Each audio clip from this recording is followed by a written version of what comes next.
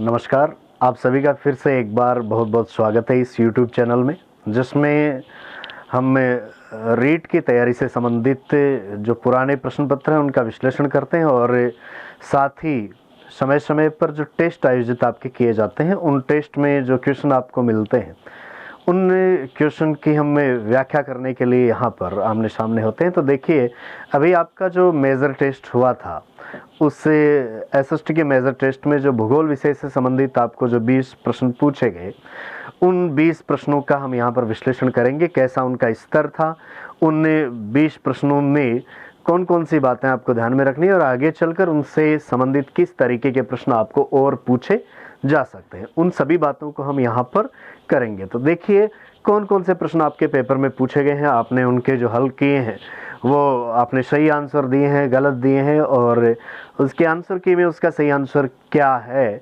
वास्तव में वो उत्तर क्यों आया है, ये बातें हम यहाँ पर जानने की कोशिश करेंगे। तो देखिए, कौन कौन से क्वेश्चन आपको यहाँ पर पूछे गए हैं, लगभग सभी प्रश्नों को देखते हम चलेंगे। सबसे पहले प्रश्न की हम बात कर लेते हैं। यहाँ पर पहला प्रश्न जो आपको पूछा गया है वो आपकी स्क्रीन पर अभी आपको देखने को मिलेगा। देखिए, प्रश्न पूछा गया है कि निम्न में से कौन सा कथन सत्य है। 3 कथन आपको यहाँ पर दिए गए हैं, जिनमें आपको ये देखना है कि इनमें से कौन सा गलत है, कौन सा सही है, और जो जो सही है उन पर आपको टिक करते हुए जाना है। ये एक तरीके से देखा जाए तो उच्चावचों से संबंधित आपको प्रश्न पूछा गया है, या हम ऐसा भी कह सकते हैं कि आपके सिलेबस में जो स्थल मंडल है, जो पृथ्वी के प्रमुख घटक हैं, उनमें स्थल मंडल का टॉपिक है, वहाँ से इस प्रश्न को उठाया गया है। और देखिए, यहाँ पर आपको जो बात पूछी गई है वो पर्वत, पठार, प्रायद्वीप, इनके संबंध में आपको बात यहाँ पर पूछी गई है। तो देखिए, यहाँ पर इस प्रश्न में सबसे पहला हमें ऑप्शन देखें तो देखिए, पहला कथन दिया गया है कि ऐसे स्थान जो प्राकृतिक रूप से आसपास के स्थानों से 600 मीटर से भी अधिक ऊंचे होते हैं वो पर्वत कहलाते हैं। ये परिभाषा यहाँ पर दी गई है। दूसरी बात यहाँ पर यदि देखी जाए तो देखिए, जो आपको कथन दिया गया है कि पर्वत किसे कहा जाता है, सामान्यतः पर्वत की जो परिभाषा होती है उस परिभाषा में भी हम ऐसा देखते हैं कि सामान्यतः जिसकी ऊंचाई आपको कुछ अधिक देखने को मिलती है, और अधिक ऊंचाई की भी यदि हम बात करें तो देखिए 500 मीटर या उससे अधिक की ऊंचाई आपको ऐसे जो भी स्थलखंड होते हैं उनकी देखने को मिलती है। यहाँ पर 600 मीटर से अधिक ऊंचाई आपको दी गई है। और देखिए, इसमें भी जो अधिक ऊंचाई है, ऊपर का भाग उनका शिखर है जो थोड़ा संकीर्ण होता है, तो उस संकीर्ण शिखर वाले भाग जहाँ पर आपको देखने को मिलते हैं उनको हम पर्वत के नाम से दर्शा सकते हैं। तो पहला यहाँ पर आपको जो उच्चावच पूछा गया वो पूछा गया पर्वत के संदर्भ में। तो 600 मीटर से अधिक ऊंचाई वाले जो भाग होते हैं उनके लिए ये सही आंसर है, उनको पर्वत ही कहा जाता है। तो पहला ऑप्शन तो आपके लिए पूरी तरीके से सही है। नेक्स्ट, दूसरे ऑप्शन को देखिए। दूसरा आपको जो कथन दिया गया है उससे कथन को पढ़िए। कथन है, कम ढाल वाला ऊंचा व चौड़ा भूभाग। कम ढाल वाला ऊंचा व चौड़ा भूभाग जो ऊपर से समतल हो उसको पठार कहा जाता है, ऐसा आपके सामने ऑप्शन आया। तो देखिए, दोनों कथनों में अंतर देखिए। पहला कथन था ऐसे स्थान जो प्राकृतिक रूप से अपने आसपास के क्षेत्रों से 600 मीटर से भी अधिक ऊंचे हो। पठार भी सामान्यतः ऊंचे ही होते हैं। यहाँ पर पर्वत जो होंगे वो ऊपर से आपको कुछ संकीर्ण इस तरीके के देखने को मिलेंगे, जबकि यहाँ पर दूसरा जो भाग दिया गया उन्होंने कहा कि ऊपर का भाग संकीर्ण ना होकर कैसा होता है, समतल होता है। तो ऊपर का भाग समतल हो उसको हम पठार कहते हैं। तो यहाँ पर ये आपको जो ऑप्शन दिया गया था ये दूसरा ऑप्शन दिया गया था। नेक्स्ट, तीसरा जो कथन है वो क्या है कि ऐसा स्थलीय भाग जो चारों तरफ से जल से घिरा हो प्रायद्वीप कहलाता है। ये आपको यहाँ पर कथन दिया गया है। तो देखिए, किसी स्थल के भाग के चारों तरफ यदि पानी हो तो हम उसको द्वीप कहते हैं, और यदि किसी स्थलीय खंड के यदि 3 तरफ पानी हो तो हम उसको प्रायद्वीप कहते हैं। यहाँ पर आपको कह दिया कि ऐसा स्थलीय भाग जो चारों तरफ से जल से घिरा हो उसको प्रायद्वीप कहते हैं, तो ये बात गलत है। तीसरा कथन वो पूरी तरीके से गलत है। अब देखिए, आप अगर तीसरे कथन को भी पकड़ पाते हैं कि ये गलत है, कि चारों तरफ से जो पानी से घिरा होता है उसको द्वीप कहते हैं। तो ऐसी स्थिति में आपका जो तीसरा ऑप्शन है सी और उपयुक्त सभी वाला ऑप्शन है डी, ये दोनों ऑप्शन कट जाते हैं। फिर आपको जो फैसला करना है वो पहले और दूसरे ऑप्शन में से ही करना होता है। तो देखिए पहले और दूसरे दोनों ऑप्शन को देखा जाए तो पहले में 600 मीटर से अधिक ऊंचे भागों को पर्वत नाम दिया गया है और कुछ ऊंचा और चौड़ा भूभाग जो ऊपर से समतल है उसको पठार कहा जाता है। ऐसे दो कथन दिए गए हैं, ये दोनों कथन लगभग आपको सही देखने को मिलते हैं। तो यहाँ पर पहला और दूसरा कथन यदि हम सही देखें तो आंसर आपका सही आ रहा है कौन सा, बी, जिसमें आपको मिलेंगे 1 और 2।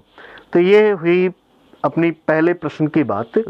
यहाँ पर आपको स्थल मंडल से संबंधित इस तरीके के प्रश्न आपकी परीक्षा में और भी पूछे जा सकते हैं। कई बार ऐसे प्रश्न पूछे गए हैं, बार बार पूछे जाने की संभावना बनती है। स्थल मंडल में से सामान्यतः जो प्रश्न पूछे जाते हैं वो महाद्वीपों से संबंधित भी पूछे जाते हैं।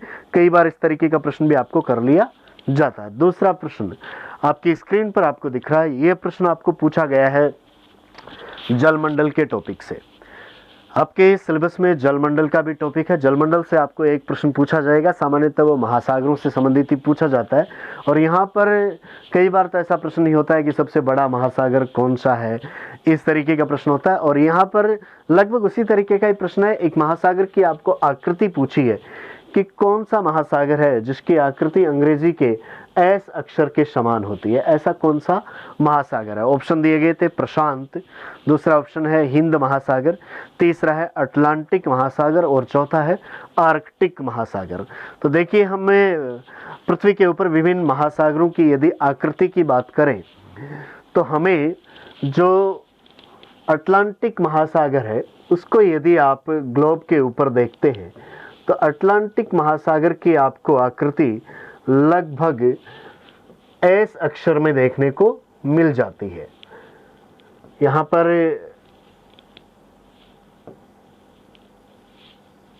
ये जो हिस्सा हम देख रहे हैं ये है यूरोप, ये अफ्रीका, इस तरफ है ये उत्तरी अमेरिका और ये है दक्षिण अमेरिका।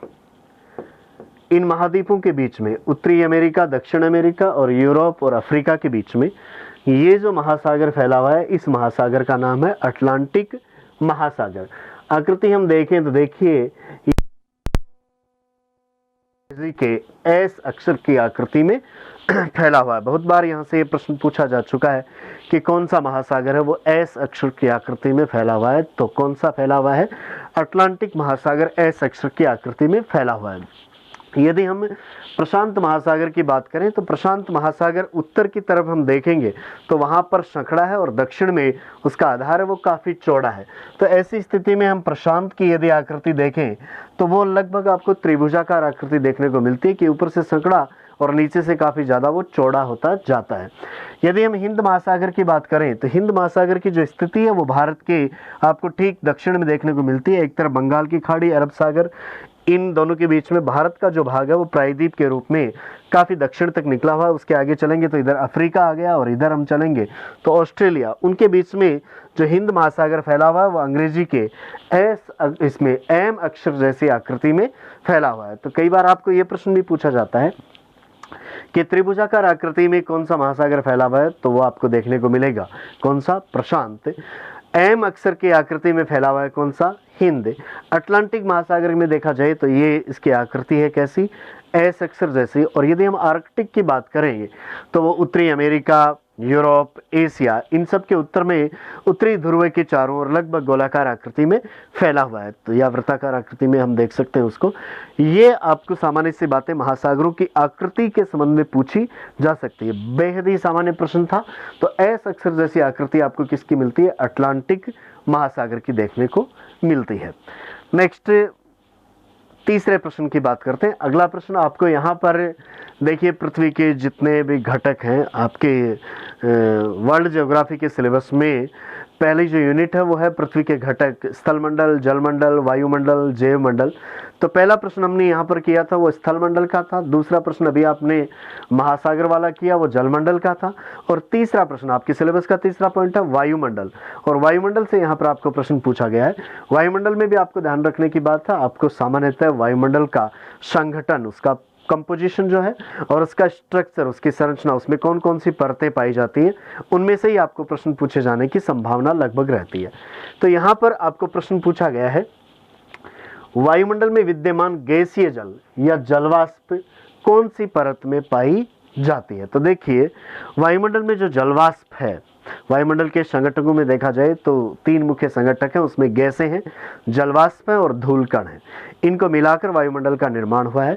अगर हम बात करें तो कई बार आपको गैसों का प्रश्न भी पूछ लिया जाता है कि सर्वाधिक मात्रा में पाई जाने वाली गैस कौन सी है, दूसरे नंबर की, तीसरे नंबर की, चौथे नंबर की, ऐसा प्रश्न पूछ लिया जाता है। दूसरी बात जलवाष्प की आपको पूछी जा सकती है। तो देखिए, हमें पृथ्वी की सतह से ऊपर की ओर चलेंगे तो सतह के निकट आपको जलवाष्प की मात्रा सबसे ज़्यादा मिलेगी। जैसे जैसे ऊपर की ओर जाएंगे जलवाष्प की मात्रा कम होती जाएगी। वायुमंडल की अधिकांश जलवाष्प आपको क्षोभ मंडल या निचली परत में ही देखने को मिल जाती है। तो हम ऐसा देखते हैं कि विद्यमान जो गैसीय जल या जलवाष्प कौन सी परत में पाई जाती है, लगभग अधिकांश मात्रा है वो आपको क्षोभ मंडल में ही देखने को मिल जाती है। और मौसम संबंधी जो भी घटनाएं हैं जलवाष्प के कारण, जैसे कोहरा, बादल बनना, वृष्टि है, ओलावृष्टि है, ये सब आपको क्षोभ मंडल में ही देखने को मिलती है। इसलिए हम क्षोभ मंडल को मौसमी परिवर्तनों का मंडल भी कहते हैं। यहाँ पर आपको ऑप्शन दिए गए थे, क्षोभ मंडल, समताप मंडल, ओजोन मंडल।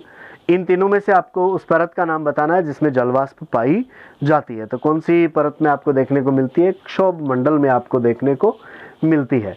यहाँ पर जो पहला ऑप्शन है वो आपको सही करना था, क्योंकि लगभग हम देखते हैं अधिकांश जितनी भी जलवाष्प होती है वो आपको क्षोभ मंडल में देखने को मिल जाती है। कई बार अत्यधिक संवहन के कारण इसकी कुछ मात्रा क्षोभ मंडल से ऊपर चली जाती है, लेकिन ऐसा मंडल जिसमें आपको जलवाष्प देखने को मिलती है वो कौन सा है? क्षोभ मंडल। तो इसमें से आपको पहला ऑप्शन सही देखने को मिलेगा और ए इसमें आपका सही उत्तर आएगा। तो देखिए, वायुमंडल के टॉपिक से जिस तरीके का प्रश्न आपको किया जाना संभावित है वो इसी तरीके का प्रश्न आना संभावित है कि या तो आपको पूछेंगे वायुमंडल की जो गैसें हैं उनका जो प्रतिशत मात्रा है उसके बारे में प्रश्न पूछ लिया जाता है, या आपको जलवाष्प का प्रश्न पूछ लिया जाता है, जैसा कि यहाँ पर पूछा गया है। वायुमंडल में औसत जो जलवाष्प की मात्रा है वो 2 से लेकर आपको 4% तक मिलती है अधिकतम, और कहीं कहीं अधिकतम 5% तक वो हो सकती है। यहाँ पर जलवाष्प के बाद में तीसरी जो बात आपको पूछी जा सकती है वो उसका वायुमंडल का निर्माण करने वाले जो तीसरे जो ठोस कण हैं, जो सॉलिड पार्टिकल्स हैं, उनका पूछा जा सकता है। अधिकांश मौसमी घटनाओं के लिए वही जिम्मेदार हैं जिनको हम धूल कण कहते हैं। वायुमंडल में उपस्थित जो धूल कण है उन्हीं के ऊपर जलवाष्प एकत्रित होती है, उन्हीं के ऊपर संघनित होती है, और उसी के कारण वायुमंडल में कोहरा, बादल, इन सब का निर्माण होता है। तो ये धूल कण नहीं हो तो ये मौसमी घटनाएं भी नहीं होंगी। तो धूल कण का बहुत बड़ा योगदान हमें देखने को मिलता है। इसके अलावा जो वायुमंडल के धूल कण है वो सूर्य की ओर से आने वाली जो प्रकाश तरंगे हैं उनका वो प्रकीर्णन भी करते हैं, जिसके कारण हमें आकाश का रंग नीला दिखाई देता है। तो वो भी धूल कणों का ही योगदान है। अगली बात आपको वायुमंडल में से ऐसी पूछी जा सकती है, वायुमंडल की जो परतें हैं पृथ्वी की सतह से ऊपर चलते हुए पहले क्षोभ मंडल, समताप मंडल, फिर मध्य मंडल, फिर ताप मंडल। ताप मंडल के 2 भाग, निचला आयन मंडल और ऊपरी भाग बहिर्मंडल। तो इनके बारे में भी आपको जानकारी रखनी चाहिए, क्योंकि आपकी जो परीक्षा होगी उस परीक्षा में आपको इन वायुमंडल के संघटकों जिनमें गैसें, जलवाष्प और धूल कण, और दूसरा वायुमंडल की जो संरचना है क्षोभ मंडल, समताप मंडल और जो ये ऊपर वाली मध्य मंडल और ताप मंडल, इनसे आपको प्रश्न पूछे जा सकते हैं। तो ये वायुमंडल वाले टॉपिक का प्रश्न हुआ। नेक्स्ट अगला चौथा प्रश्न आपको कहाँ से पूछा गया है, अगले प्रश्न को देखिए। यहाँ पर ये प्रश्न आपको पूछा गया है जैव मंडल से। पृथ्वी के घटकों में जो चौथा मंडल आपके सिलेबस में है वो है जैव मंडल। और जैव मंडल से क्या प्रश्न पूछा गया है? यहाँ पर प्रश्न किया गया आपको कि सत्य कथन कौन सा है। 3 कथन दिए गए, उनमें से आपको देखना है सही कौन सा है।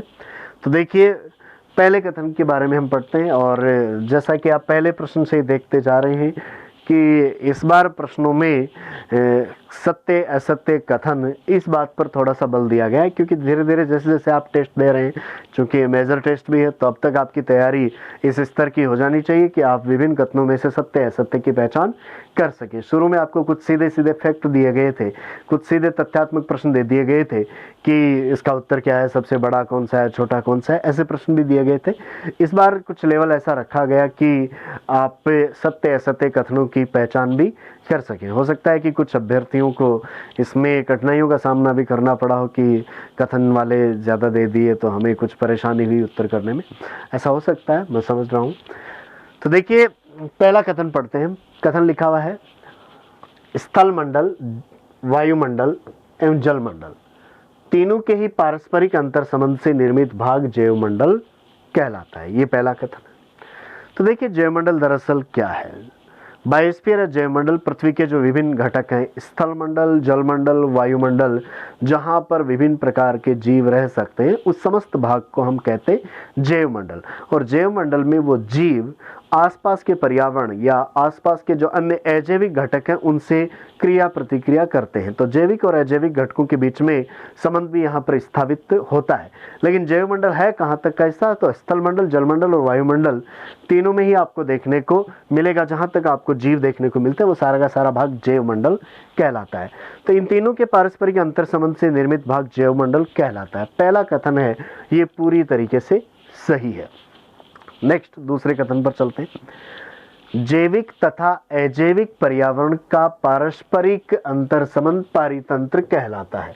तो देखिए जैविक और अजैविक पर्यावरण का पारस्परिक अंतर संबंध पारितंत्र कहलाता है। एक पारितंत्र या इकोसिस्टम या पारिस्थितिकी तंत्र में क्या होते हैं, जैविक और अजैविक घटक। जैविक घटकों में चाहे मनुष्य हो, चाहे अन्य जंतु हो, पशु हो, या वनस्पति, पौधे, बड़े पेड़, छोटी घासें, उनसे लेकर बहुत छोटे सूक्ष्म जीव तक, जो भी जीव की श्रेणी में है, उन सब का अपने आसपास के भौतिक पर्यावरण से, अपने आसपास के जो भी अजैविक घटक हैं उनसे अंतर संबंध होता है। और इन आपसी अंतर संबंधों को ही हमें पारितंत्र या पारिस्थितिकी तंत्र कहते हैं। तो जैविक और अजैविक पर्यावरण दोनों मिलकर ही पारितंत्र का निर्माण करते हैं। ऐसी परिभाषा भी आपको रीट के पेपर में पहले पूछी जा चुकी है।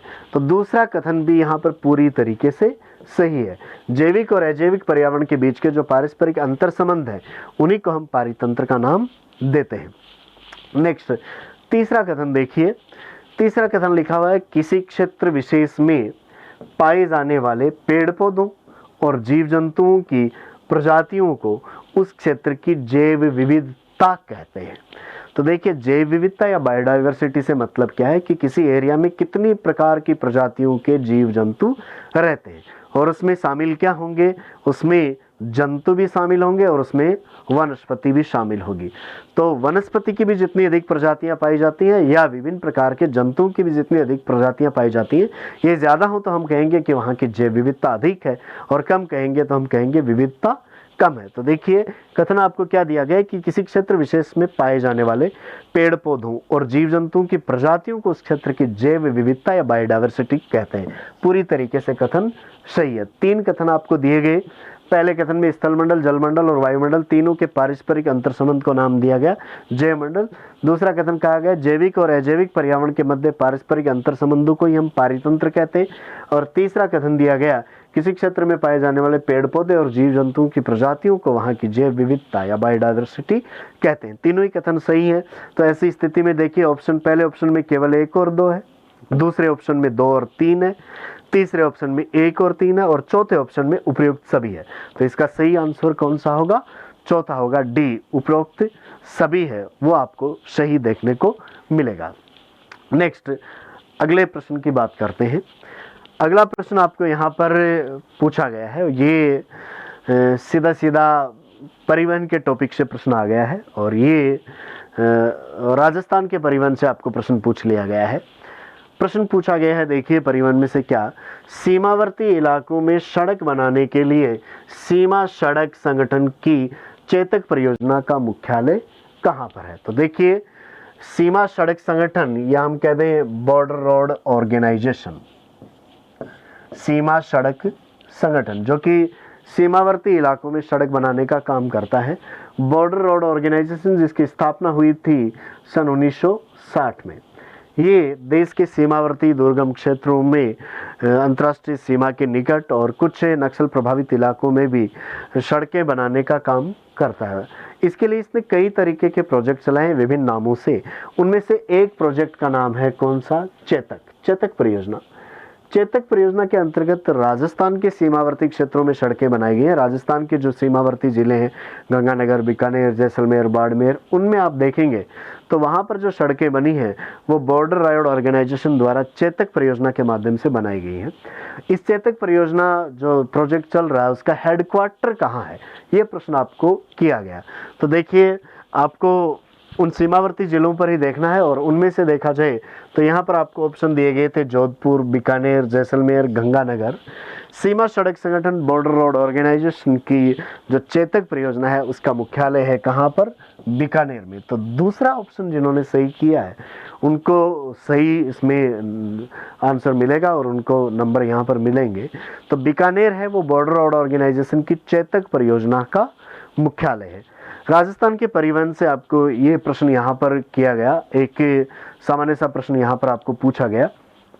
नेक्स्ट अगला प्रश्न आपको पूछा गया है वो फिर से परिवहन के टॉपिक से ही पूछा गया है। तो देखिए, परिवहन के टॉपिक से वैसे प्रश्न आते हैं, बहुत बार पूछे भी जाते हैं, और परिवहन के टॉपिक से जो आपको प्रश्न पूछे जाते हैं उन प्रश्नों में आप हमेशा देखना कि अब तक तो रीट परीक्षा में जो प्रश्न आए हैं इस परिवहन के टॉपिक से, उन प्रश्नों में ज़्यादातर आपको 15 नंबर जो हाईवे है उसका प्रश्न ही ज़्यादा पूछा गया था। लेकिन इस बार आपको जो टेस्ट में दिया गया है वो आपके जो इकोनॉमिक रिव्यू है वहाँ से ये बात की गई है 31 मार्च, यहाँ पर थोड़ा सा मिसप्रिंट है, 2019 तक जो प्रश्न आपको दिया गया था 31 मार्च 2019 तक राज्य में प्रति 100 वर्ग किलोमीटर पर सड़कों का घनत्व कितना है, ये प्रश्न आपको यहाँ पर पूछा गया था। तो देखिए, 31 मार्च 2019 तक की स्थिति देखें तो यहाँ पर इनका ये कहना है कि प्रत्येक 100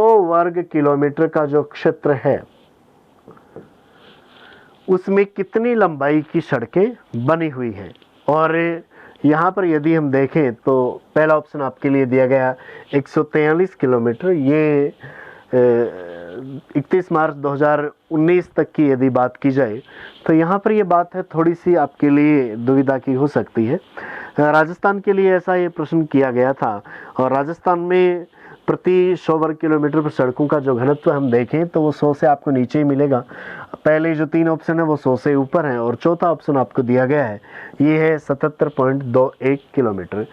तो 100 किलोमीटर से नीचे ही प्रत्येक 100 वर्ग किलोमीटर में सड़कों का निर्माण हुआ। 77.21 किलोमीटर 31 मार्च 2019 तक की स्थिति थी राजस्थान में प्रति 100 वर्ग किलोमीटर में सड़कों के घनत्व के संदर्भ में। राजस्थान में जो सड़कों की लंबाई है 31 मार्च 2019 तक, वो स्थिति आप यहाँ पर अभी स्क्रीन पर देख पा रहे हैं। और यहाँ से भी कई बार आपको प्रश्न पूछे जाते हैं। कौन कौन से प्रश्न यहाँ पर पूछे जाते हैं तो देखिए, कई बार आपको राष्ट्रीय राजमार्गों की लंबाई पूछ ली जाती है, कई बार दूसरे प्रकार की सड़कों की लंबाई पूछ ली जाती है। तो देखिए, सड़कों का हम वर्गीकरण करें तो सामान्यतः 5 प्रकार की सड़कें आप देख सकते हैं। पहली राष्ट्रीय राजमार्ग जो अत्यधिक महत्व वाली है, जो देश के बड़े नगरों को आपस में जोड़ने का काम करती हैं। दूसरे नंबर पर है राज्य राजमार्ग, तीसरे नंबर पर है मुख्य जिला सड़कें, चौथे नंबर पर है अन्य जिला सड़कें, पांचवें नंबर पर है ग्रामीण सड़कें। इन सड़कों की लंबाई की यदि हम बात करें तो देखिए, राष्ट्रीय राजमार्गों की जो लंबाई है वो 10,599.67 किलोमीटर है। ये आपको राजस्थान में देखने को मिलती है। 10,599.67 किलोमीटर, लगभग 10,600 किलोमीटर के आसपास आप मान सकते हैं राष्ट्रीय राजमार्गों की लंबाई। 31 मार्च 2019 की ये स्थिति है। राज्य राजमार्गों की लंबाई यदि देखी जाए तो वह है 15,517.51 किलोमीटर। मुख्य जिला सड़कों की जो लंबाई है वो राज्य राजमार्गों की लंबाई से कम आपको 8,757.75 किलोमीटर देखने को मिलती है। अन्य जिला सड़कें हैं वो आपको 5,53,431.63 किलोमीटर में देखने को मिलती है। ग्रामीण सड़कों की यदि हम बात करें तो 1,75,937.49 किलोमीटर की लंबाई में। यहाँ पर देखिए, एक बात आपको ये देखने को मिल सकती है कि ग्रामीण सड़कों की लंबाई सबसे ज़्यादा है, उससे कम है अन्य जिला सड़कों की, उससे कम आपको मुख्य जिला सड़कों की मिलेगी। लेकिन राज्य राजमार्गों की लंबाई यहाँ पर मुख्य जिला सड़कों से अधिक है। तो ये पूरी तरीके से घटता क्रम नहीं है, यहाँ पर राज्य राजमार्गों की लंबाई मुख्य जिला सड़कों से अधिक है।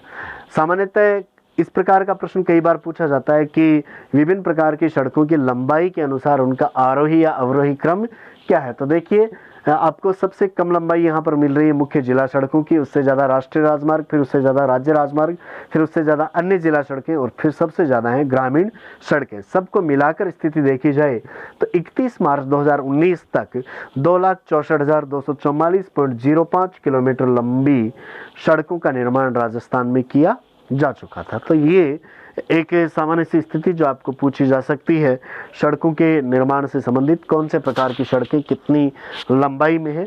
31 मार्च 2019 तक की ये स्थिति आपकी स्क्रीन पर जो वर्गीकरण उसके सहित आपको देखने को मिल रही है। आप यहाँ से ये नोट कर सकते हैं। इस तरीके का प्रश्न आपको कई बार पूछ लिया जाता है। नेक्स्ट अगले प्रश्न की बात करते हैं। प्रश्न पूछा गया है, वर्ष 2011 की जनगणना के अनुसार निम्न में से कौन से जिले उनकी कुल जनसंख्या में सबसे कम अनुसूचित जनजाति का प्रतिशत रखते हैं। ऐसे जिले जिनकी कुल जनसंख्या में शेड्यूल ट्राइब या हम कहते हैं एसटी अनुसूचित जनजाति का परसेंटेज सबसे कम है। तो देखिए अनुसूचित जाति की अधिकांश जनसंख्या आपको दक्षिणी राजस्थान में देखने को मिलती है और उन जिलों की कुल जनसंख्या में अनुसूचित जनजाति का प्रतिशत भी बहुत ज़्यादा है। यहाँ पर जो ऑप्शन आपको दिए गए हैं वो दक्षिणी राजस्थान के नहीं दिए गए हैं, उत्तरी और पूर्वी राजस्थान से ऑप्शन आपको दिए गए हैं।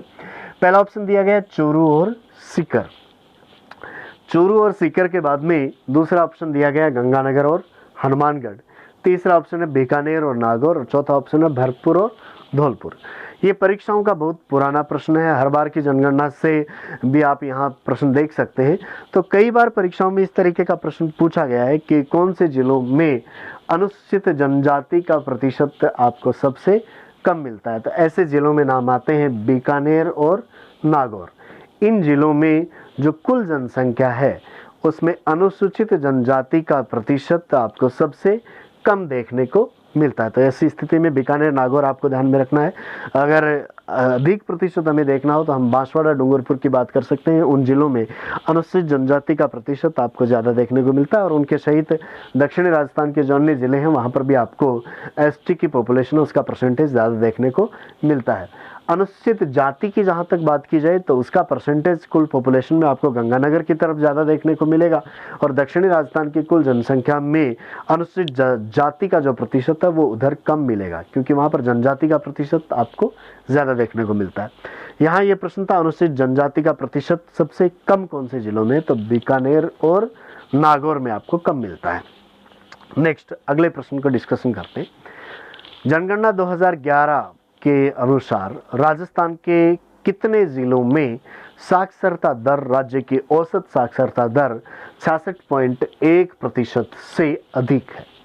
ऐसे कितने ज़िले हैं जिनकी जो लिटरेसी रेट है, जिनकी जो साक्षरता है वो राजस्थान की जो औसत साक्षरता है जो कि 2011 की जनगणना के आंकड़ों में हमें मिली है जो कि 66.1% है, तो उससे ज़्यादा कितने ज़िलों में आपको देखने को मिलती है। आपकी स्क्रीन पर जो ऑप्शन है उसमें 4 ऑप्शन आपको दिए गए हैं। पहला ऑप्शन है 14 ज़िले, दूसरा ऑप्शन है 15 ज़िले, तीसरा ऑप्शन है 16 ज़िले और चौथा ऑप्शन है 17 ज़िले। तो यहाँ तो ऑप्शन को देखा जाए तो फिर भी बहुत आसान सी बात ही है, लेकिन ऐसे ज़िले कौन कौन से हैं उनकी संख्या गिनना ये थोड़ा सा कठिन काम होता है। लेकिन ये परीक्षाओं का एक महत्वपूर्ण प्रश्न बन चुका है। पिछले 5-7 वर्षों में आप देखें तो कई परीक्षाओं में ये प्रश्न आ चुका है कि कितने ज़िले ऐसे हैं जिनमें साक्षरता दर औसत साक्षरता दर से अधिक है। तो ऐसे ज़िलों की हम संख्या देखें तो इसमें देखिए आपको जो पहला ऑप्शन दिया गया है कितने ज़िले, 14 ज़िले, वो सही है। 14 ज़िले राजस्थान के ऐसे हैं जिनका जो साक्षरता दर है वो राज्य के औसत साक्षरता दर से अधिक है। कौन कौन से वो ज़िले हैं, उन ज़िलों का हम देखें तो देखिए ये 14 ज़िले ऐसे हैं जिनमें साक्षरता दर राज्य की औसत साक्षरता दर से अधिक है। सबसे ज़्यादा साक्षरता दर आपको मिलती है कोटा में। कोटा 1 नंबर पर है। कोटा के बाद में दूसरे नंबर पर है जयपुर, तीसरे पर झुंझुनू, चौथे नंबर पर सीकर है, 5वें नंबर पर अलवर है। आप यदि साक्षरता के बारे में पढ़ते हैं तो 5 जिलों के बारे में तो आप वैसे भी पढ़ते हैं कि टॉप 5 कौन से हैं, तो कोटा, जयपुर, झुंझुनू, सीकर और अलवर। इसके अलावा देखा जाए तो भरतपुर, गंगानगर, अजमेर, धौलपुर, दौसा, हनुमानगढ़, चूरू, बारा और करौली, ये 14 ऐसे ज़िले हैं जिनमें साक्षरता दर औसत साक्षरता दर से अधिक है। मानचित्र में आप इनको एक अलग रंग से देख सकते हैं। देखिए, उत्तरी राजस्थान से लेकर पूर्वी राजस्थान तक और थोड़ा सा दक्षिणी पूर्वी राजस्थान के बीच भाग है, वहाँ पर आपको साक्षरता अधिक मिली है। तो एक आप सीधा सीधा विभाजन देख सकते हैं कि देखिए, दक्षिण पश्चिम और दक्षिण पश्चिम का ये जो सारा इलाका मध्य तक लेकर, इसमें तो साक्षरता दर काफ़ी कम है और उत्तर पूर्व वाले इन भागों में साक्षरता दर अधिक है। औसत साक्षरता दर से अधिक वाले ज़िले कौन से हैं? तो देखिए, आप यहाँ से चलिए, आपको प्रत्येक ज़िले में जो साक्षरता है वो औसत साक्षरता दर से अधिक मिलेगी। देखिए, गंगानगर से शुरू कीजिए। गंगानगर, हनुमानगढ़, चूरू, झुंझुनू, सीकर, जयपुर, अजमेर, इस तरफ चलेंगे तो अलवर, यहाँ पर ये दौसा, भरतपुर, धौलपुर, करौली, इस सारे बेल्ट में आपको औसत साक्षरता दर से अधिक साक्षरता दर देखने को मिलती है। फिर इसके नीचे यहाँ पर इस एरिया में आपको ज़्यादा नहीं मिलेगी। दक्षिण में आप सिर्फ 2 ज़िले ध्यान में रखने हैं आपको, कौन से? कोटा और बारां यहाँ पर आपको ध्यान में रखने हैं, जिनकी साक्षरता दर औसत साक्षरता से अधिक है।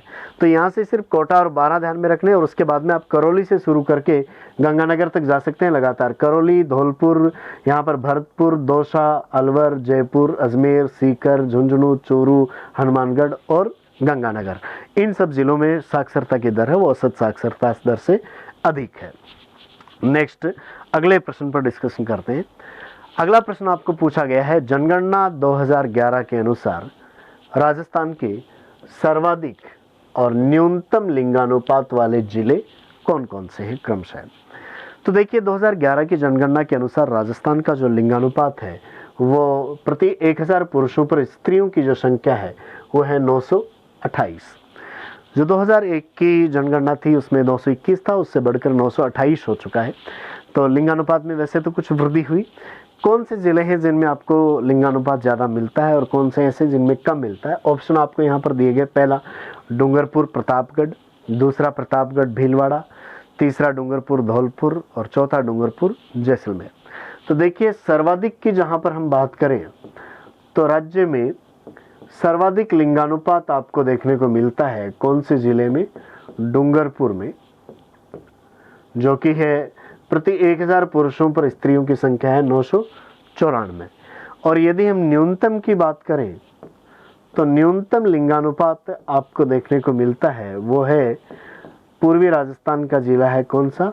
धौलपुर, जिसमें मात्र आपको 846 देखने को मिलता है। अब यहाँ पर ये दोनों आपको ऑप्शन में देखने, डूंगरपुर और धौलपुर। तो देखिए, पहले में डूंगरपुर तो है लेकिन आगे प्रतापगढ़ है, दूसरे में दोनों ही नहीं है, तीसरे में डूंगरपुर और धौलपुर है। सर्वाधिक और न्यूनतम पूछे हैं तो डूंगरपुर और धौलपुर, इसका मतलब तीसरा ऑप्शन इसमें सही है। चौथे में डूंगरपुर के साथ में जैसलमेर दिया गया था, तीसरा ऑप्शन सही है। सर्वाधिक लिंगानुपात डूंगरपुर का और न्यूनतम लिंगानुपात है किसका? धौलपुर का। ये यहाँ पर आपका प्रश्न था। नेक्स्ट, जनगणना से आपके देखिए साक्षरता का प्रश्न आया, अनुसूचित जनजाति का प्रश्न आया और यहाँ पर ये प्रश्न लिंगानुपात का आपको पूछ लिया गया है। नेक्स्ट, अगला एक प्रश्न है, ये वर्ल्ड ज्योग्राफी में से आपको फिर से पूछा गया चट्टान के टॉपिक से। चट्टान के टॉपिक से एक प्रश्न हर बार आ रहा है और लगभग इसी तरीके का प्रश्न बार बार आपकी परीक्षा में पूछा जा रहा है। प्रश्न पूछा गया है, देखिए हमने पहले भी डिस्कस ये बात की थी कि चट्टान का जो प्रकार है वहीं से आपको प्रश्न पूछा जाएगा। प्रश्न निम्न में से कौन सा रूपांतरित चट्टान का उदाहरण नहीं है? तो रूपांतरित या कायांतरित चट्टानें कौन कौन सी हैं, उनका हमें ध्यान में रखना चाहिए।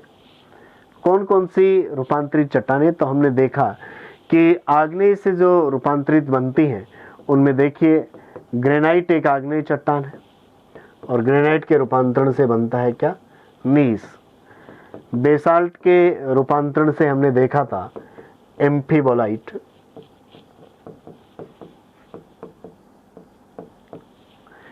गेब्रो के रूपांतरण से सरपेंटाइन। ये तो आग्नेय चट्टानों के रूपांतरण से बनने वाली रूपांतरित चट्टानें थी। यदि हमें अवसादी चट्टानों के रूपांतरण से बनने वाली चट्टानें देखें तो देखिए बलुआ पत्थर, इससे बन जाता है क्वार्ट्जाइट। चूना पत्थर की बात करें तो इससे बनता है संगमरमर। शेल की यदि बात करें तो शेल से बनता है स्लेट। ये सब रूपांतरित चट्टानों के एग्जाम्पल हैं, ये आग्नेय चट्टानों के एग्जाम्पल हैं, ये अवसादी चट्टानों के एग्जाम्पल हैं। यहाँ आपको प्रश्न पूछा कि निम्न में से कौन सी एक रूपांतरित चट्टान नहीं है, तो देखिए पहला ऑप्शन संगमरमर। संगमरमर एक रूपांतरित चट्टान है और किसके कायंत्रण से बनती है? चूना पत्थर के कायंत्रण से बनती है। दूसरा ऑप्शन आपको दिया गया कौन सा? क्वार्ट्जाइट। क्वार्ट्जाइट पे एक रूपांतरित चट्टान है और किससे बनती है? ये बलुआ पत्थर से बनती है। तीसरा ऑप्शन आपको दिया गया कौन सा? स्लेट। स्लेट भी एक प्रकार की कायंत्रित चट्टान है और किसके कायंत्रण से बनती है? शेल के कायंत्रण से बनती है। चौथा ऑप्शन आपको दिया गया क्या? ग्रेनाइट। ग्रेनाइट कायंत्रित चट्टान नहीं है, ग्रेनाइट एक आग्नेय चट्टान है, आग्नेय चट्टानों की श्रेणी में हमने इसका नाम लिखा है। तो ग्रेनाइट एक प्रकार की आग्नेय चट्टान थी, बाकी शेष 3 चट्टानें रूपांतरित थी। तो चौथा ऑप्शन इसमें सही है, ग्रेनाइट रूपांतरित चट्टान नहीं है। चौथा जिन्होंने किया है उनको इसमें सही आंसर मिलेगा। ये चट्टान से एक प्रश्न आपका हुआ। नेक्स्ट प्रश्न अगला आपको फिर से चट्टान के टॉपिक से ही पूछा गया है, देखिए। और यहाँ ये प्रश्न आपको पूछा गया है कि क्वार्ट्जाइट किससे कायंत्रित होता है? क्वार्ट्जाइट एक कायंत्रित चट्टान है, लेकिन किसके कायंत्रण से बनता है? ऑप्शन पहला दिया इन्होंने चूना पत्थर से। चूना पत्थर से संगमरमर की हमने बात की। दूसरा ऑब्सिडियन ये नाम दे रहे हैं। ऑब्सिडियन एक प्रकार की आग्नेय चट्टान है जो आपको अत्यंत पारदर्शी कांच के समान आपको देखने को मिलती है। तीसरा ऑप्शन बलुआ पत्थर और चौथा इनमें से कोई नहीं। बलुआ पत्थर की हम बात करें तो बलुआ पत्थर का जब कायंत्रण होता है तो उससे निर्माण होता है किसका? क्वार्ट्जाइट का। पिछली स्लाइड में हम देख सकते हैं, देखिए बलुआ पत्थर से बनता है क्या? क्वार्ट्जाइट। और यही प्रश्न आपको पूछा गया है कि क्वार्ट्जाइट कायंत्रित होता है किससे? तो बलुआ पत्थर से क्वार्ट्जाइट कायंत्रित होता है। ये आपको 2 प्रश्न यहाँ पर चट्टान से पूछे गए। चट्टान के टॉपिक के बाद में नेक्स्ट अगले प्रश्न की हम बात करें। अगला प्रश्न आपको पृथ्वी के ऊपर काम करने वाली जो परिवर्तनकारी शक्तियां हैं, ये आपका जो टॉपिक है वहां से प्रश्न पूछा गया है। और पृथ्वी के ऊपर कई प्रकार की परिवर्तनकारी शक्तियां काम करती हैं। कुछ पृथ्वी के अंदर काम करती हैं, कुछ बाहर काम करती हैं। बाहर काम करने वाली शक्तियों में यदि हम नाम देखें तो आता है नदियों का नाम, हिमानियों का नाम, समुद्री लहरों का नाम, हवाओं का नाम। ऐसी स्थिति में हिमनदी से आपको एक प्रश्न पूछा गया है। हिमनदियां जब पर्वतीय क्षेत्रों से नीचे की तरफ सरकती हैं तो एक आराम कुर्सी की तरह की संरचना बनती है, उसका नाम क्या होता है? तो देखिए आप पर्वतीय क्षेत्रों में देखेंगे तो पर्वतीय ढाल के सहारे एक गर्तनुमा आराम कुर्सी की आकृति का निर्माण होता है। और पहाड़ी के ढालों के सहारे आप देखेंगे तो इस तरीके से कुछ गर्तनुमा भाग बनते हैं जिनको हम बहुत बड़ी एक आराम कुर्सी की संज्ञा दे सकते हैं। हालांकि इसका आकार काफ़ी ज़्यादा बड़ा होता है। ऐसी आकृति को क्या कहते हैं? तो देखिए यहाँ पर पहला नाम आया है एस्कर। एस्कर एक प्रकार की कटकनुमा रचना है जो कि निक्षेपण से बनती है, कटाव से नहीं बनती है हिमनदियों में। दूसरा नाम है हॉर्न। हॉर्न एक अपरदन से बनने वाली संरचना है। हॉर्न का मतलब है सींग जैसी संरचना। तो देखिए ये एक किसी पहाड़ी के बीच वाले भाग में जब बहुत ज़्यादा कटाव होता है तो उसके बाद में अवशेष के रूप में रह सकती है। तीसरा नाम आया शार्क। तो देखिए आराम कुर्सी जैसी जो संरचना होती है उसका नाम होता है क्या? शार्क। तो तीसरा ऑप्शन इसमें सही है। सर्क जो आकृति है वो आराम कुर्सी की तरह की होती है और हिमनदियों के क्षेत्र में आपको देखने को मिलती है। चौथा ऑप्शन जो हिमोड दिया गया है ये एक निक्षेपित संरचना है। हिमनदी के साथ में जो भी मलबा या अवसाद चलता है वो आगे जाकर निक्षेपित होता है, तब हम उसको कहते हैं क्या? हिमोड कहते हैं। तो यहाँ पर सर्क आकृति बनती है और पहाड़ी के चारों तरफ यदि बहुत सारे सर्क बन जाएं तो उनके कारण पहाड़ी के बीच का जो भाग है वो सींग के रूप में रह जाता है, तब हम उसको क्या कहते हैं? हॉर्न कहते हैं। यहाँ पर नेक्स्ट अगले प्रश्न की चर्चा करें। अगला प्रश्न पूछा गया है कि भारत का सबसे छोटा राष्ट्रीय राजमार्ग कौन सा है? सबसे छोटा नेशनल हाईवे जो नया नंबरिंग सिस्टम उसके अनुसार हम देखें, ऑप्शन आपको दिए गए हैं 47A, फर्स्ट ए, 52 और 67। सही ऑप्शन यदि हम देखें तो इसमें है 47A। 47A राष्ट्रीय राजमार्ग भारत का सबसे छोटा राष्ट्रीय राजमार्ग है। आपको दक्षिणी भारत में एक केरल में मिलेगा और वहाँ पर आपको कोच्चि में मिलेगा। कुंडानूर से लेकर विलिंगडन द्वीप तक मात्र 6 किलोमीटर की लंबाई में ये बना हुआ है। 47A ये भारत का सबसे छोटा राष्ट्रीय राजमार्ग है, smallest national highway of India. तो ये एक सामान्य सा प्रश्न आपके लिए हो सकता है। सबसे लंबा यदि आपको पूछ लिया जाए तो नए नंबरिंग सिस्टम के अनुसार सबसे लंबा राष्ट्रीय राजमार्ग है राष्ट्रीय राजमार्ग संख्या 44 NH44, जो आपको कश्मीर से लेकर कन्याकुमारी तक लगभग 3700 किलोमीटर से भी अधिक लंबाई में देखने को मिलता है। नेक्स्ट, अगला प्रश्न आपको पूछा गया है भारत की जनगणना के संबंध में। प्रश्न है, भारत की अब तक हुई जनगणना में सर्वाधिक वृद्धि दर, सर्वाधिक दशक की जो वृद्धि दर है, डेकेडल ग्रोथ रेट है, वो कौन से दशक में रही है? तो देखिए, पहला ऑप्शन दिया गया है 1911 से 21। 1911 से 21 के दशक में जनसंख्या कम हो गई थी और ये एकमात्र ऐसा दशक है जिसमें वृद्धि दर ऋणात्मक रही थी। तो ये तो एक अलग ही तरीके का आपका प्रश्न हो सकता है। आपको सर्वाधिक पूछी है, न्यूनतम यदि कभी पूछ लिया जाए तो वो कौन सा है? 1911 से 1921 का दशक है, उसमें माइनस में रही थी। उसके बाद में दूसरा ऑप्शन दिया गया 1931 से 41। 1931 से 41 तक का जो टाइम था उसमें भारत की जनसंख्या बहुत धीमी गति से बढ़ रही थी, तो उस समय आपको अधिकतम वृद्धि दर देखने को नहीं मिलेगी। उसके बाद में 51 से 61 तक वो बढ़ना शुरू हुई, लेकिन आपको सर्वाधिक जो वृद्धि दर मिली वो 1961 से 71 के दशक में मिली। तो तीसरा ऑप्शन इसमें सही है, सी इसमें सही है। 1971 की जनगणना में हम देखें तो भारत की जो दशक की वृद्धि दर थी वो 24.8%, या हम कह दें लगभग 25% के आसपास पहुंच गई थी। अर्थात जितने लोग भारत में 1961 में थे, 10 साल बाद 1971 में उनके 25% के आसपास और बढ़ चुके थे। तो ये जनसंख्या विस्फोट का काल था। 1951 से लेकर 1981 तक के लगभग टाइम में काफ़ी ज़्यादा जनसंख्या की वृद्धि दर रही। उसमें भी मैक्सिमम आपको देखने को मिली वो थी 1961 से 1971 में, जो कि 24.8% लगभग देखने को मिली थी। अभी वर्तमान की हम बात करें तो ये वापस कम आ चुकी है और 2011 में आपको 17.7% की दशक की वृद्धि दर देखने को मिली है। तो इस समय भारत की जो जनसंख्या वृद्धि दर है उसमें गिरावट आ रही है। जनसंख्या अभी भी बढ़ रही है लेकिन वृद्धि दर में गिरावट आ रही है। अभी जो टाइम चल रहा है वो घटती दर से जनसंख्या वृद्धि का काल चल रहा है। नेक्स्ट, अगला प्रश्न आपको वर्ल्ड ज्योग्राफी से पूछा गया और ये संसाधनों के टॉपिक से आपको प्रश्न पूछा गया है। प्रश्न है, उत्पत्ति के आधार पर संसाधनों के प्रकार कौन कौन से होते हैं? तो देखिए, उत्पत्ति के आधार पर देखा जाए तो संसाधनों की हम दो श्रेणियां कर सकते हैं। एक ऐसे संसाधन जो जैविक पक्ष से संबंधित हैं, या हम कह दें जीवित हैं या सजीव हैं, और दूसरे ऐसे संसाधन जिनको हम अजैविक पदार्थों की श्रेणी में डाल सकते हैं। तो देखिए, उत्पत्ति के आधार पर देखा जाए तो संसाधन आपको दो प्रकार को देखने को मिलते हैं। कौन से? एक तो जैविक और दूसरे अजैविक।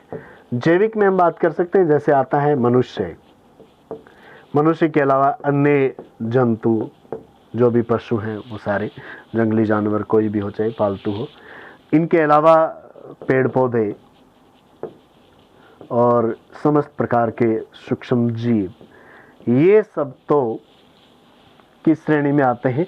जैविक संसाधनों की श्रेणी में आते हैं। और इनके अलावा जो सारे संसाधन हैं वो सब किस श्रेणी में आ जाएंगे? अजैविक श्रेणी में आ जाएंगे। तो संसाधन वो होता है जो उपयोग में जिसको लिया जाता है उसको हम संसाधन कहते हैं।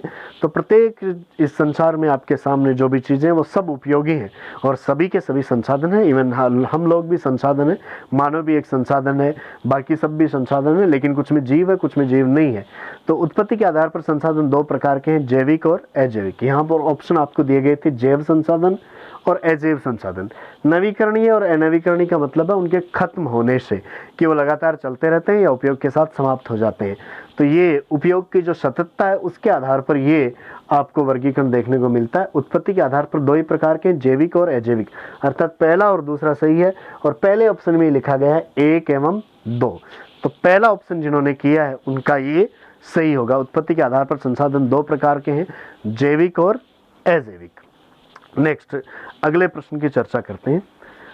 अगला प्रश्न आपको पूछा गया है फिर से संसाधनों के संदर्भ में ही। प्रश्न है, संसाधन संरक्षण में, संसाधनों के संरक्षण की जो अवधारणा है, सतत विकास की अवधारणा है, उसमें हम ऐसा मानते हैं कि हमें संसाधनों को नष्ट नहीं करना चाहिए। भविष्य में जो आने वाली पीढ़ियां हैं उनके लिए भी हमें संसाधन छोड़ने चाहिए। तो संसाधन संरक्षण में समस्या उत्पन्न करने वाले कारक कौन से हैं? ऐसे कौन से कारक हैं जो संसाधनों को संरक्षित नहीं होने जा रहे हैं या उनका अधिकाधिक उपयोग करते हुए उनको लगातार नष्ट करते जा रहे हैं, ऐसे कारक कौन से हैं? तो सबसे पहला कारक आया इसमें जनसंख्या विस्फोट। जनसंख्या बहुत तेज़ी से बढ़ रही है, संसाधनों पर दबाव पड़ रहा है और ऐसी स्थिति में संसाधनों का बहुत ज़्यादा दोहन हो रहा है और ऐसी स्थिति में उनका संरक्षण नहीं हो रहा है। तो पहला कारण तो सही है कि जनसंख्या विस्फोट संसाधनों के संरक्षण के लिए एक प्रकार की समस्या उत्पन्न करने वाला कारक ही है। दूसरा, उपयोगवादी संस्कृति। हमारी जो कल्चर है वो उपयोगवादी है कि हमें सिर्फ इतना मतलब रहता है प्रकृति से कि हम उसका उपभोग कर लें, वापस प्रकृति को संरक्षित करने या वापस उसको देने की तरफ हम ध्यान नहीं देते। तो जिस तरीके की हमारी जो कल्चर पड़ी है इसका नाम है उपयोगवादी संस्कृति और ये संसाधनों को खत्म कर रही है, उनको संरक्षित नहीं कर रही है। तो ये दूसरा कारक भी सही है, उपयोगवादी संस्कृति। तीसरा कारण यहाँ पर शहरीकरण। जैसे जैसे शहरीकरण बढ़ रहा है वैसे वैसे जो प्राकृतिक संसाधन है वो नष्ट होते जा रहे हैं। तो संसाधनों के संरक्षण में समस्या उत्पन्न करने वाला तीसरा जो कारण दिया गया है शहरीकरण, वो भी सही है। तीनों ही कारण सही है। तो ऐसी स्थिति में आपको जो ऑप्शन देखने हैं उनमें देखिए चौथा ऑप्शन दिया गया उपर्युक्त सभी। तो ये सभी एक प्रकार की समस्याएं हैं संसाधन संरक्षण के संदर्भ में, अर्थात संसाधनों का संरक्षण होने से ये रोकती हैं। नेक्स्ट, अगला प्रश्न। अगला प्रश्न आपको यहाँ पर दिया गया है उपभोक्ता जागृति, जो आपके एक टॉपिक है वहाँ से ये प्रश्न किया गया है। जो कंज्यूमर प्रोटेक्शन जो आपका एक्ट है वहाँ से भी इस तरीके के प्रश्न कई बार पूछे जाते हैं। प्रश्न आया उपभोक्ता विवाद निवारण कमीशन। जो कंज्यूमर जितने भी प्रकार के विवाद हैं उनके निवारण का जो आयोग है उसमें शिकायत दर्ज करवाने का आधार क्या है? आप कब उसमें शिकायत दर्ज करवा सकते हैं कि किसी उपभोक्ता के साथ किस प्रकार की धोखाधड़ी होती है, तब वो शिकायत करवा सकता है। पहला ऑप्शन है अनुचित और प्रतिबंधित तरीके से व्यापार। यदि अनुचित और प्रतिबंधित तरीके से व्यापार होता है तो इसमें उपभोक्ताओं का शोषण हो रहा है और इसकी शिकायत दर्ज करवाई जा सकती है। दूसरा ऑप्शन है दोषपूर्ण वस्तु व सेवाएं।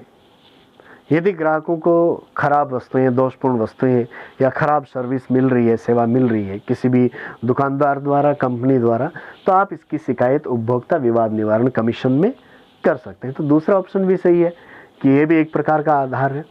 तीसरा, गलत तरीके से कीमत वसूलना, एमआरपी से ज़्यादा लेना और आपको उस पर अंकित नहीं करना, कीमत ज़्यादा ले लेना वस्तु की। तो ये कुछ ऐसे प्रकार के अपराध हैं जिनके लिए उपभोक्ता निवारण कमीशन विवादों का निपटारा करता है और वहाँ इनकी शिकायत दर्ज करवाई जा सकती है। तो देखिए तीनों ही जो ऑप्शन हैं वो एक तरीके से उपभोक्ताओं का शोषण है और इसके विरुद्ध शिकायत की जा सकती है। तो चौथा जो ऑप्शन है उपयुक्त सभी, वो आपको यहाँ पर करना है। उपभोक्ता निवारण कमीशन में शिकायत दर्ज करवाने के आधार ये सभी हैं। अनुचित और प्रतिबंधित तरीके से व्यापार हो, चाहे दोषपूर्ण वस्तु या सेवाएं आपको मिल रही हो या गलत तरीके से कीमत वसूली जा रही हो, तो इन सब के संदर्भ में उपभोक्ता विवाद निवारण कमीशन में शिकायत की जा सकती है। नेक्स्ट, अगला प्रश्न यहाँ से आपको सीधा सीधा एक फैक्ट पूछा गया है, स्वच्छ भारत अभियान का शुभारंभ कब हुआ था? तो देखिए डेट जहाँ तक हम देखें तो चारों ही ऑप्शन में सेम दी गई है, 2 अक्टूबर। महात्मा गांधी की जो जयंती है उस दिन से इस स्वच्छ भारत अभियान की शुरुआत हुई, क्योंकि महात्मा गांधी भी स्वच्छता के संदर्भ में बहुत ज़्यादा चिंतित थे और उन्होंने भी ऐसी पहल की थी। उसी को आधार बनाते हुए भारत सरकार ने 2 अक्टूबर के दिन इस योजना की शुरुआत की, लेकिन वर्ष था यहाँ पर 2014 से लेकर 17 तक के आपको ऑप्शन दिए गए हैं, वर्ष था 2014। 2 अक्टूबर 2014 को स्वच्छ भारत अभियान की शुरुआत की गई, जिसके लोगो में आप देखें तो आपको गांधी जी का चश्मा देखने को मिलता है और जो टैगलाइन इसकी दी गई है वो स्वच्छता की और एक कदम के नाम से आपको दी गई है। तो देखिए स्वच्छ भारत अभियान के तहत विभिन्न भागों में सफाई या सैनिटाइजेशन का जो काम हो रहा है वो 2 अक्टूबर 2014 के बाद में उसको गति मिली है काफ़ी। यह स्वच्छ भारत अभियान के संदर्भ में एक प्रश्न पूछा गया। अगला प्रश्न हम यहाँ पर देखें तो अगला प्रश्न पूछा गया है, सुलभ इंटरनेशनल नामक संस्था किस प्रकार की जन सुविधा उपलब्ध करवाती है? तो देखिए सुलभ इंटरनेशनल जो एनजीओ है, गैर सरकारी जो संगठन है, नॉन गवर्नमेंटल ऑर्गेनाइजेशन है, 1970 में इसकी स्थापना हुई थी। ये बिंदेश्वर पाठक हैं इसके संस्थापक बिहार के, जो 1970 में इस सुलभ इंटरनेशनल संस्था की स्थापना उन्होंने की थी। इनका उद्देश्य था कि प्रत्येक क्षेत्र में जो स्वच्छता है वो इनका पहला ध्येय था, और इस संदर्भ में बहुत सारी जगहों पर जो शौचालय बनाने का काम है वो इससे सुलभ इंटरनेशनल नामक संस्था द्वारा किया गया है। यहाँ पर आपके ऑप्शन थे स्वच्छता, आवास, शिक्षा, पानी। तो पहला ऑप्शन इसमें सही है। कौन सा? स्वच्छता संबंधी इनका जो टारगेट था वो था, और बहुत सारे शौचालय सुलभ इंटरनेशनल नामक संस्था के द्वारा बनाए गए हैं। तो ये स्वच्छता के संदर्भ में और जन सुविधाओं के संदर्भ में हम बात करें तो देखिए, स्वच्छ भारत मिशन की भी हमने यहाँ पर बात की, और इसके अलावा सुलभ इंटरनेशनल संस्था की भी बात की। अंतिम प्रश्न की हम यहाँ पर बात करें जो आपको पूछा गया है वो है शहरीकरण के कारण कौन कौन से हैं। पहला ऑप्शन दिया गया रोजगार की उपलब्धता, शहर में आपको रोजगार की संभावनाएं अधिक दिखती हैं, इसके कारण से शहरीकरण बढ़ा है। पहला ऑप्शन पूरी तरीके से सही है। दूसरा ऑप्शन है शिक्षण, स्वास्थ्य और अन्य सुविधाओं की उपलब्धता। शहरों में आपको उच्च शिक्षण संस्थाएं, उच्च स्तर की चिकित्सा सुविधाएं और अन्य स्तर की जो सुविधाएं मिली हैं उन्होंने लोगों को अपनी तरफ आकर्षित किया है, जिसके कारण शहरीकरण बढ़ा है। तो यहाँ पर पहला और दूसरा, ए और बी दोनों सही है। पहला और दूसरा दोनों सही है। तीसरे ऑप्शन में दिया गया केवल एक, और चौथे में दिया गया एक और दो दोनों। तो यहाँ पर दोनों सही है, एक और दो दोनों सही है, चौथा ऑप्शन सही है। तो ये सारे प्रश्न आपको आपके मेजर टेस्ट में दिए गए थे। जो आपका सिलेबस था उस सिलेबस के प्रत्येक टॉपिक को लगभग टच करते हुए ऐसा प्रयास किया गया था कि वहाँ से आपको प्रश्न दिए जाएं। और पहले जो टेस्ट हो रहे थे उनसे थोड़े से कथन वाले प्रश्न बनाने की इस बार कोशिश की गई, ताकि आप अपनी तैयारी को थोड़े से एक ऊंचे स्तर पर ले जाने की कोशिश करें, और साथ में ये भी ध्यान में रखें कि किस किस तरीके के प्रश्न आपको पूछे जा सकते हैं। तो ये आज की अपनी ये निःशुल्क परिचर्चा थी। आगे की क्लास में फिर से आपका जो टेस्ट आयोजित होगा उसके प्रश्नों के विश्लेषण करने के लिए फिर से आमने सामने होंगे। तब तक के लिए नमस्कार, बहुत बहुत शुक्रिया।